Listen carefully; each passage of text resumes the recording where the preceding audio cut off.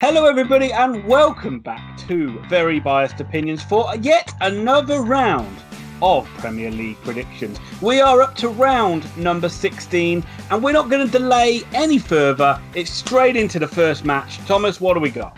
Everton versus Chelsea. Well, Tom, these teams are making us look foolish week on week on week. I was very lucky to win the predictions last weekend or whenever the last game was. So I am up 8-6. We are filming this before the midweek games. And also, I forgot to mention at the start, we do timestamp every game. So if you want to jump ahead to future matches, just click in the timestamps down in the predictions. So what the hell happened to Chelsea? And what the hell happened to Everton? Putting on a much improved performance despite losing to Leicester. Chelsea were largely lacklustre when they played West Ham, probably down to the European exploits. And they've lost my trust for this game. And I can only put them down for a dour 1-1 draw. Yeah, I'm kind of let down by Chelsea. Manuel Pellegrini sucked the life out of them clearly pre-game. Everton put in a spirited performance as we expected them to and still lost again as we expected them to. Silva probably won't be in a job by then, but I think they're worried after they sacked what's-his-face, Koeman, without having a replacement, and they're really worried about sacking a manager now and not having a ready-made replacement for him, so I think that they're waiting to try and find somebody. Who are they going to sack? They sacked Koeman. Remember when they sacked Koeman and they had no one set up and they got tons of shit to you, for that? really. Yeah. But no, I got Chelsea to win this one 3-1. I think they're the better team, and Everton, nope. Brighton and Hove and Albion versus Wolverhampton Wanderers. So it's the three cities versus Wolverhampton Wanderers who nicked a point at the very end. Brighton, oh my god, what could have been. Lewis Dunk misses two wide open goals in that game. I mean, my god, the first one, how has he missed? And that has really cost this team. Everyone pre-match goes, Liverpool are going to win. And you're like, yeah, well, they probably will. But they definitely will if you miss open goals like that. And you cannot miss tap-in open goals in the Premier League and expect to win. I don't know if this is going to come back to bite them because that is a tough match to come back from against a side who is in the ascendancy, who is a good goal scorer in Raul Jimenez. I can't see Brighton and Hove Albion winning this week. I'm going to go 2-0 to Wolves. I'm going to go 2-1 to Wolves, and I agree with you what you say about Brighton. They are playing much better than they did last season, but you've got to continue putting points on the board. You can't go through these long stretches of losing games because those players will revert back to type and being more negative and taking less risks, and that's not what Potter wants to do. Wolves just generally getting better every week. They seem to play much better when they don't have a Europa League tie in the middle of it, which they don't have this week, although they do have a Premier League tie midweek. I just think Wolves are going to have too much quality, and I think Brighton will score. I'm going to go 2-1 Wolves. AFC Bournemouth versus Liverpool. Why do I keep backing Eddie Howe? Backing Eddie Howe is becoming painful to me. I'm still convinced this AFC Bournemouth team is good. I'm still convinced they're on a lull, but the lull is getting longer and it's getting more worrying because when they attack, it looks fruitless. Liverpool, on the other hand, are not allowed to lose matches anymore.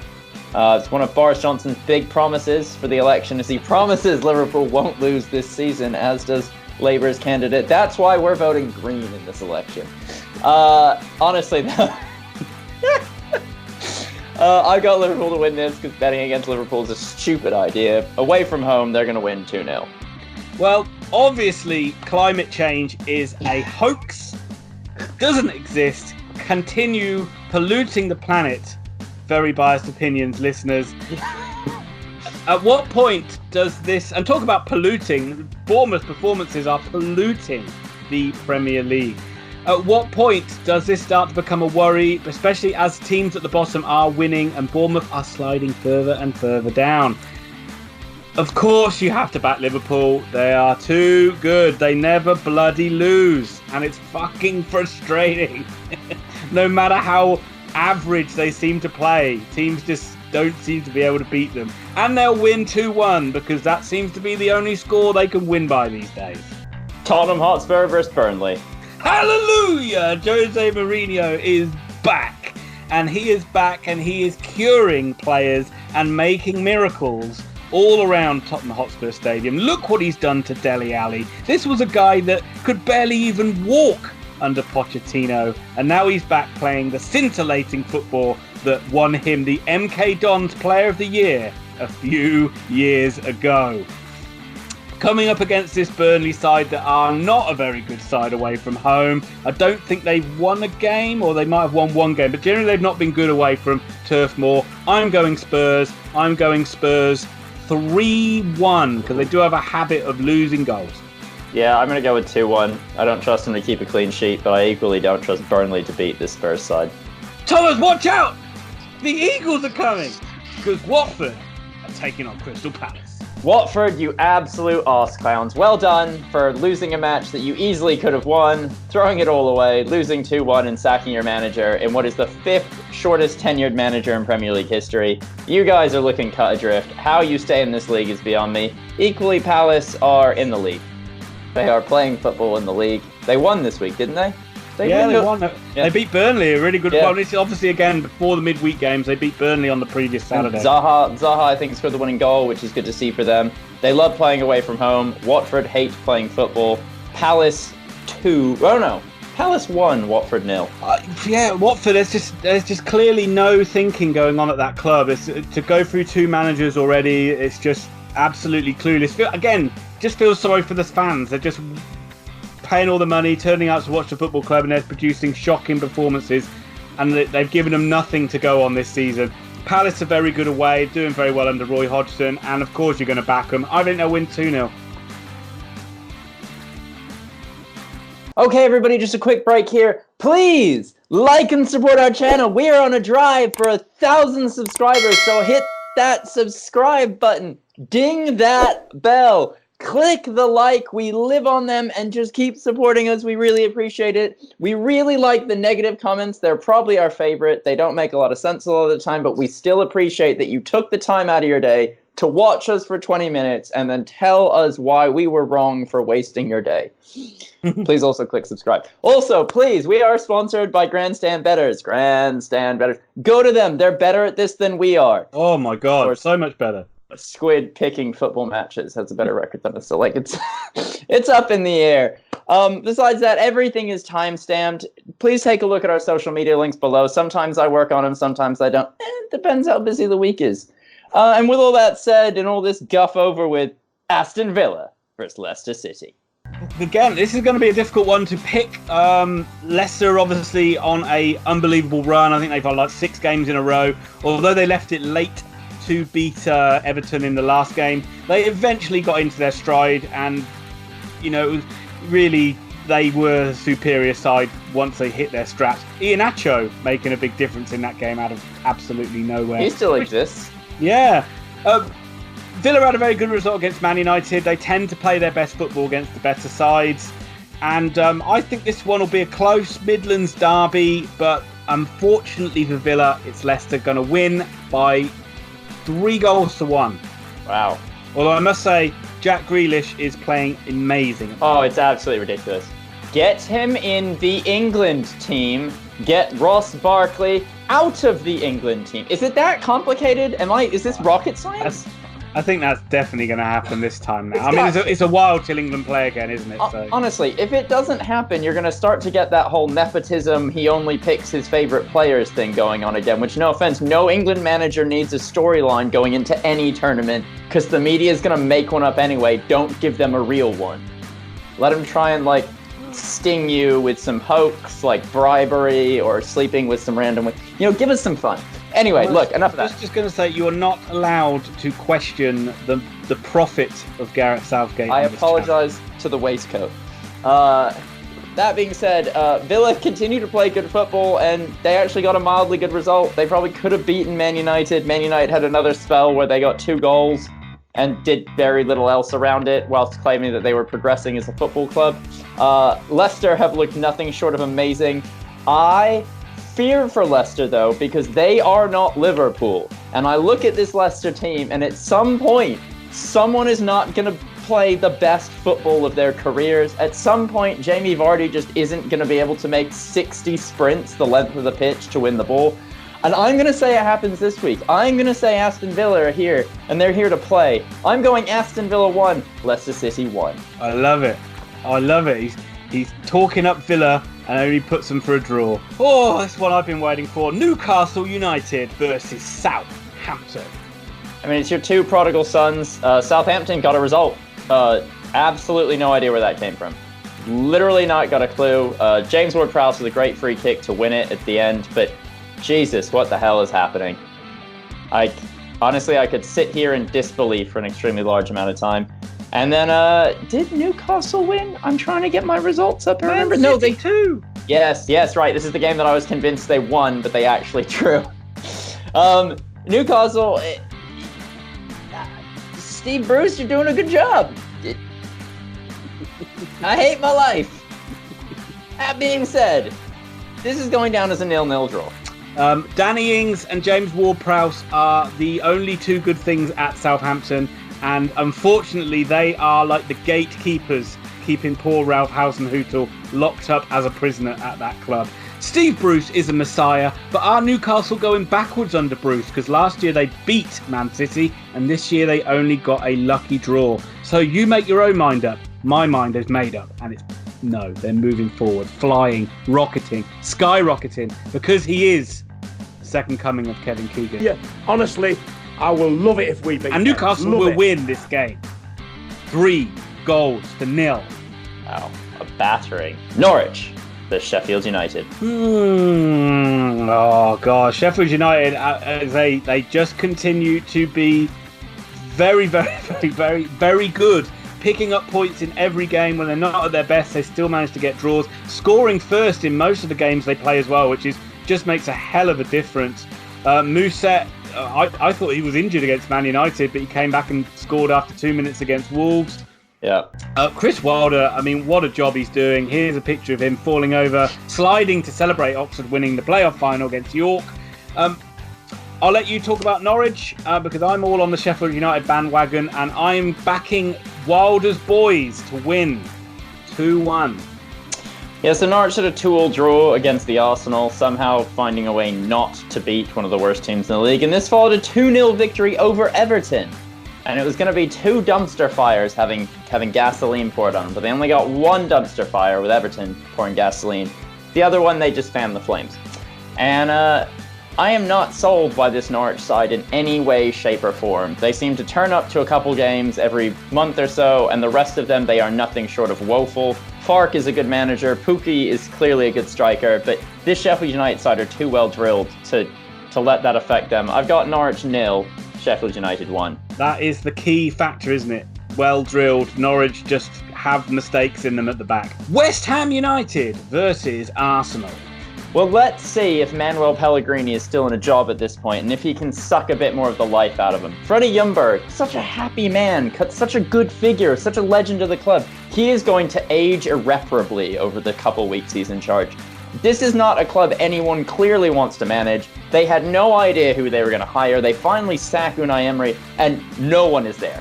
No one is waiting. The only person that looks like he could go there is Brendan Rodgers, who comes out and goes, I'm second in the league right now. Why in God's name would I leave? And he's right. Why would he leave? Because he'll just get sacked if they lose 5 matches. It's not worth it. This Arsenal side are a dumpster fire. They are poor. They did not look any better under Ljungberg than they looked under Emery, than they looked under Wenger. It's just a waste of time. West Ham won a game this week, so they've got a bit of form. And you know what? West Ham are going to beat Arsenal in a London derby. West Ham are going to beat Arsenal by the glorious scoreline of 2-1. I'm not going to talk anything about Arsenal because those arrogant bastards are not going to put Sean Dyche in the job. Even the Duchess! Give the Duchess a job! As I said a couple of weeks ago, having players like Nolan and Antonio back just makes such a difference for West Ham. They're like the driving force of the team. They get all the crowd behind them. They seem to get the crowd involved, and they just generally make West Ham play better. Fantastic performance by David Martin in goal for West Ham. Really, really good to see. He actually broke down into tears after the game as well. It just meant not many Premier League players make their debut at 33, so good on him. And well done for West Ham for changing the keeper. And they are going to be too strong for a gutless Arsenal side, and they are going to win by, I'm going to match a score, 2-1 West Ham.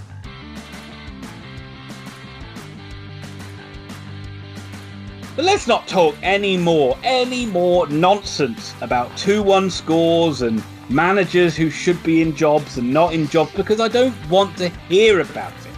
Because for once, it really is time for the main event. Manchester City versus Manchester United. Well, I don't know how to call this game, and I don't even want to go first, and thankfully I don't get to go first when Man United are involved. Tom, they're your boys. You lead the way. Yeah, I mean, quickly, I'm going to touch on Man City. What they're doing right now is most shocking to me because they seem to be in complete control of every match they lose or draw right now. Like, a 2-2 draw felt like a 4-0 win without the ability to score a goal or hold a back line. I don't know what City are doing. It is impressive to watch, I will admit that. Manchester United are not the sort of side, though, to weather a storm. When the storm begins knocking on Man United's door, there is only one man there, and he cannot hold out 11 others. Sadly for David De Gea, he can't beat 11 players, and the 4 to 7 players that get in the way just seem to cause more problems than good. And I worry for Man United in a match like this. Ole keeps talking about the improvements the team's making in their style of play, but their style of play is terrible. It is not fun to watch players that don't look like they want to be there. It's not fun to watch Anthony Martial have one good performance and everyone goes, we need him, and then 7 terrible performances where he sulks the entire time, and you're like, he'll figure it out. It's either the manager's fault or Anthony Martial's fault, but sell one of them. Get rid of one of them. And right now, I'm leaning towards Ole. I'm leaning towards a Poch rebirth of Man United because right now, I do not trust this side under him. That being said, I couldn't ever back City against United. Shock result after Man United will shock Spurs in the midweek matches. God, what an awful run of games for Man United after a series of poor results against... you know what? City to win this game. How... Christ. Just like look at... I know you're bored. I'm looking at the form and I'm not bored, I'm shocked. Man City 2, Man United 0. No! Oh, come on. Have you seen their recent I've got a little form? bit more faith in this Man United side, and it's not because they've found a new young striker called Victor Lindelof. It is because I don't have a lot of faith in Man City, especially at the back. It looks like they give up so many more chances than they did last season. It looks so easily that a lot of sides they play against have chances and turn them over and get beyond their back line, which just wasn't happening a lot last season. And to do that against Newcastle, for Newcastle to be a side that creates so many chances. Let me correct something here. You're assuming Man United can hit a through ball. I am. This is not something they're very good at. I am. And I just can't believe how much of a difference Laporte has made to that side. I mean, is he really this be-all or end-all defender? Or is it probably just more likely that they're missing company and he was kind of the gel that held it all together? I'm going to go more likely on that. But poor for Man City not to address these defensive frailties. And I think Man United will get a draw in this game, Thomas. And I think it will be entertaining 2-2 draw. You were right in the Liverpool result for Man United. You might be right here. They have roused themselves for the really big games. Just something about City. There's a lethargy about them. Yeah, there's a lethargy about them. But if there's a lethargy about Man City, there's a malaise and death at Man United. It's like the bubonic plague has struck half the team, and the poor 18-year-olds that are trying to play football behind them just aren't quite sure how they got in the team in the first place. I don't like your negativity. I think you need to go and get behind that man who's behind the wheel and support your club. Because this has wrapped it up for another round of predictions. They are in the bank. Please, as always, comment below and give us a ton of abuse in the comments about our predictions because we know we're terrible. We don't need you to... Well, we do need you to tell us, but... whatever. And, also, please, if you like the video, please give it a like. It helps us out so much. And subscribe to the channel as well. And go and check out Grandstand Betters. Thomas, do you have anything else to add? Unfortunately, if you're looking for detailed football analysis, probably in the wrong place.